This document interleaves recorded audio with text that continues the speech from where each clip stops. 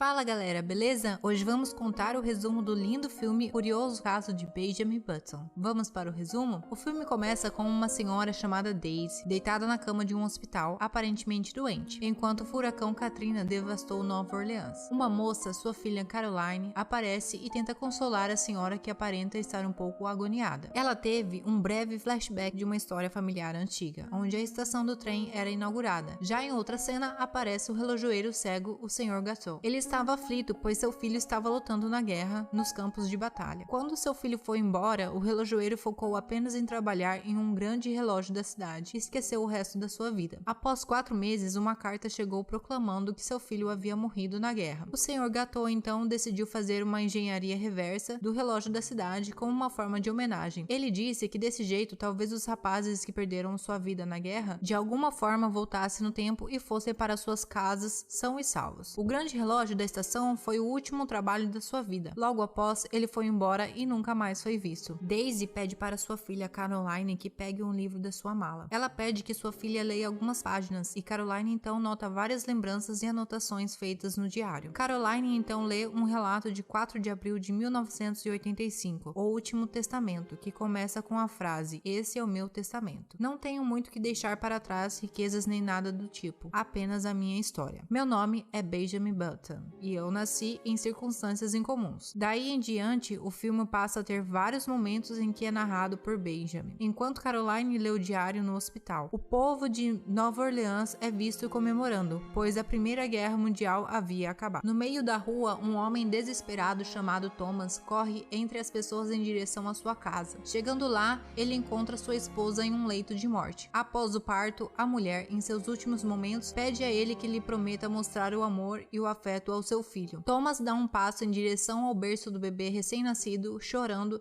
e ao vê-lo pela primeira vez, ele parece chocado e arranca o bebê do berço e sai correndo para fora da casa. Ele leva o bebê para um rio a quilômetros de sua casa e pensa em abandonar o recém-nascido no rio, mas um guarda grita e corre atrás dele. O guarda perde Thomas de vista enquanto ele se esconde em um pequeno beco. Ele coloca um pano sobre o bebê e abandona na escada de uma casa perto do beco. Um casal está conversando na porta da casa, mas aparece uma senhora interrompendo a paquera dos dois. Mas a mulher, Queenie, antes de entrar, vai se despedir do rapaz na escada da frente da casa, e ela quase tropeça no bebê que Thomas tinha acabado de deixar lá. Os dois se assustam e a moça tira o paninho que estava cobrindo o rosto da criança e se depara com o bebê mais estranho que os dois já tinham visto na vida. O casal grita de horror e o homem tenta convencer a moça a deixar o bebê sozinho, mas ela pega o bebê e o leva para dentro. A princípio, a moça mantém o bebê nas gavetas do seu quarto e auxilia os idosos no abrigo. Ela então entra em contato com o médico, pedindo que ele dê uma olhada na criança que estava no seu quarto. O médico, por sua vez, diagnosticou que o menino era cego de catarata, era surdo, tinha artrite e a pele não tinha elasticidade alguma, e seus pés e mãos estão rígidos. O médico declara que ele não parecia um recém-nascido, mas sim um homem de 80 anos com o pé na cova, e ele conclui dizendo que seu corpo se deteriorou antes da sua vida começar. Queenie sente pena do bebê e quer cuidar dele mesmo com a situação terrível. O médico diz que nem todos foram feitos para sobreviver e Queenie leva o bebê com cuidado para a sala do abrigo, onde os idosos se reúnem e dão o nome de Benjamin ao menino. Benjamin encontra um lar enquanto Queenie o cria no abrigo. Enquanto crescia, Benjamin viveu os primeiros anos de sua vida pensando que também estava nos últimos anos de sua vida, assim como as pessoas do abrigo. Ele era um velho brincalhão que só conseguia se mover de cadeira de rodas devido aos pés atrofiados. Queenie está ao seu lado enquanto ele envelhece até a juventude. Uma noite, Queenie leva Benjamin a um curandeiro religioso. Ela pede oração para começar a ter um filho e livrar Benjamin do que ela chamava de maldição do diabo. O curandeiro pede que ele se levante da cadeira de rodas, mas Benjamin cai. Ele consegue se levantar novamente e dá alguns pequenos passos. O curandeiro desmaia e literalmente morre de alegria com a vitória de Benjamin naquela noite. O abrigo recebe visitas regulares de aniversários e mortes, e Benjamin testemunhava como as pessoas vêm e vão a todo tempo. E isso fez pensar o porquê ele ainda não tinha morrido, se ele vivia naquelas condições há algum tempo. Então, Benjamin conheceu um homem pigmeu que o leva para passeios de trem e parques. O homem pigmeu o deixa sozinho de muletas, esperando que Benjamin se virasse, e Benjamin passa a noite inteira voltando para casa a pé, pois ele não sabia como usar o trem da cidade, pois nunca tinha usado antes. Benjamin achou que foi um dos seus melhores dias da sua vida, e aos domingos as famílias dos idosos visitam o abrigo para o agradecimento. Uma das mulheres Clarice idosa apresenta Benjamin para sua neta Daisy, uma adorável garota ruiva de olhos azuis. Ele se apaixona no exato momento em que olha para Daisy pela primeira vez. Depois de servir o almoço de ação de graças, Queenie anuncia que vai ter um filho. Numa noite, Daisy vai para o quarto de Benjamin e os dois acendem uma vela debaixo da mesa no porão e brincam de contar segredos um ao outro. Benjamin admite que não era tão velho quanto parecia, e Daisy acredita que ele era diferente dos outros de alguma forma que ela não sabia explicar. A avó de Daisy encontra os dois e dá uma bronca neles, e quando Daisy foi embora, Benjamin voltou a se familiarizar com as pessoas mais velhas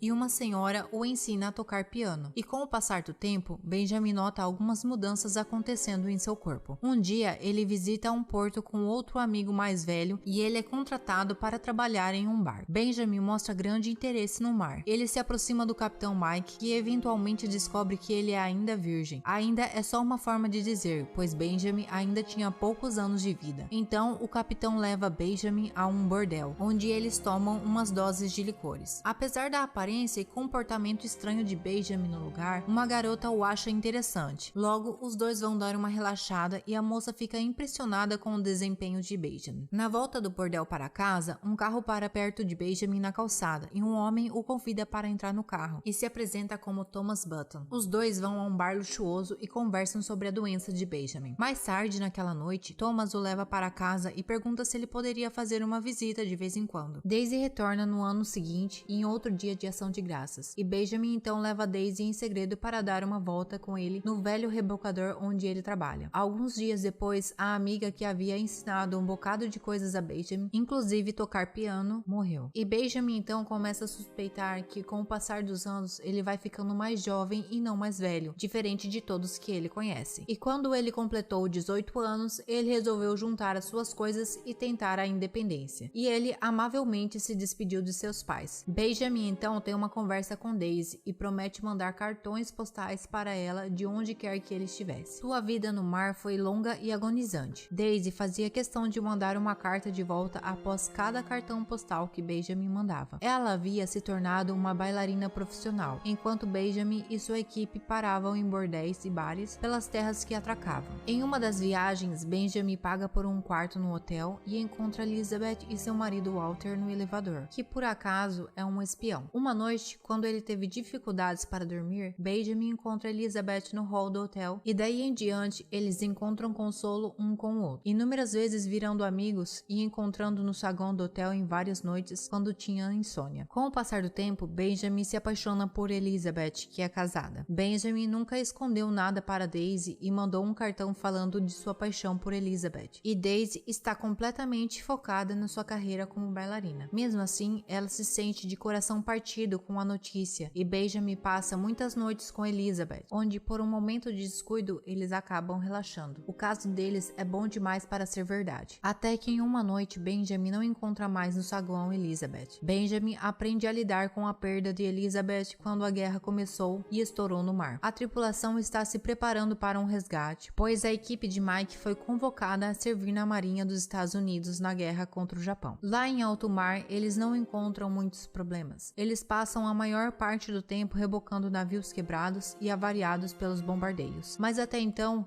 eles não tinham se deparado com inimigos, até que em uma noite, os oponentes surgem em um submarino e acertam o Capitão Mike e parte de sua tripulação. O rebocador, sem ninguém no manche, acerta em cheio o submarino. Benjamin felizmente está vivo e se despede dos amigos que se foram junto com o rebocador. Então, ele volta para casa e para o abrigo onde Queenie tomava conta. Apesar da tristeza no mar e das mortes do abrigo, os dois estão imensamente felizes em se encontrarem uma manhã qualquer. Daisy visita o abrigo e encontra Benjamin. Os dois se assustam com as aparências, pois Daisy era apenas uma menina e Benjamin era bem mais velhinho. Os dois saem uma noite para se reconectar e Benjamin se apaixona mais uma vez por Daisy, desta vez uma bela jovem dançarina. Naquela noite, os dois num clima muito romântico se beijam, mas no fim das contas, Benjamin parece um pouco assustado com a mulher que havia se tornado e recusa seu convite de passar a noite no hotel. Daisy fica desapontada com a rejeição e vai para casa. Na noite seguinte, seu velho amigo Thomas passa pelo abrigo e leva Benjamin para jantar, onde ele admite sua afeição por Benjamin. Ele leva Benjamin à fábrica de botões, onde revela que ele é seu filho. Após a revelação, Thomas mostra a casa e uma foto antiga da mãe de Benjamin, Caroline. Benjamin sai da casa bastante confuso e agoniado com a revelação de seu pai. Mais tarde, Benjamin volta para a mansão de Thomas e o leva para um passeio ao lago para ver o pôr do sol. Após um tempo de conversa e alguns esclarecimentos, Thomas,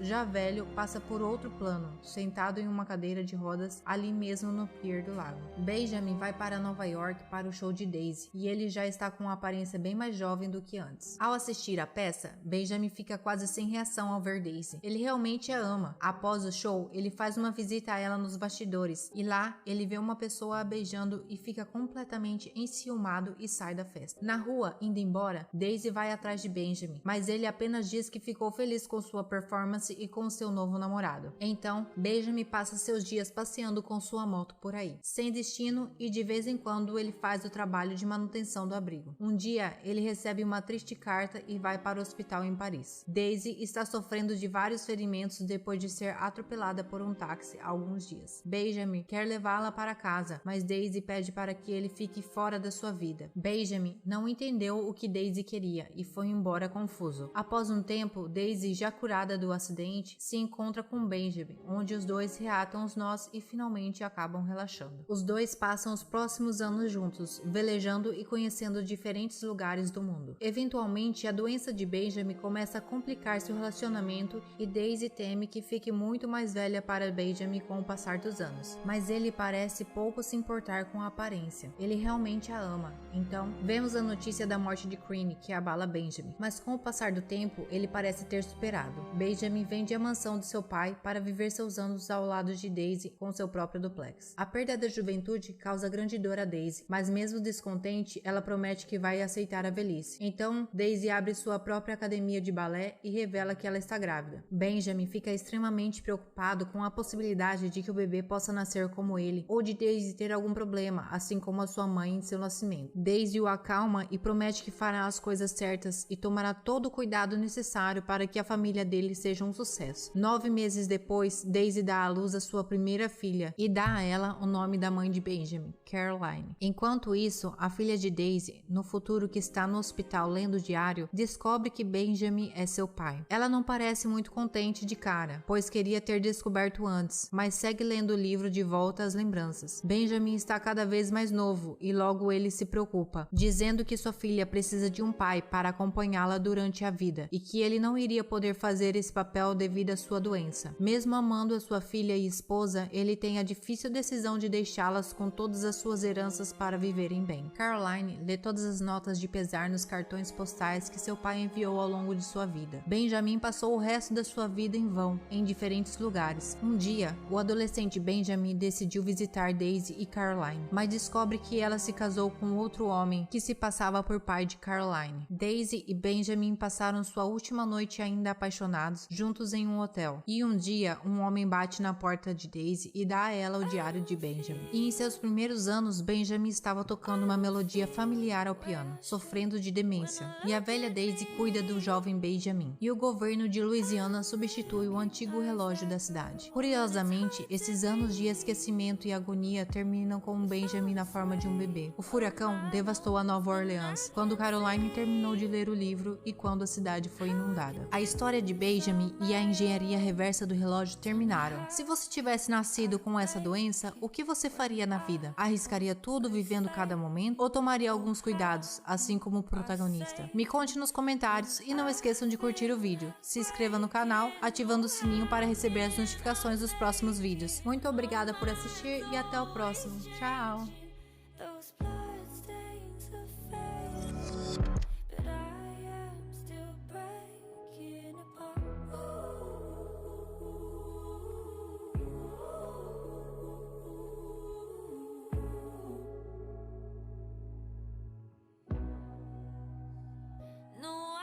Change.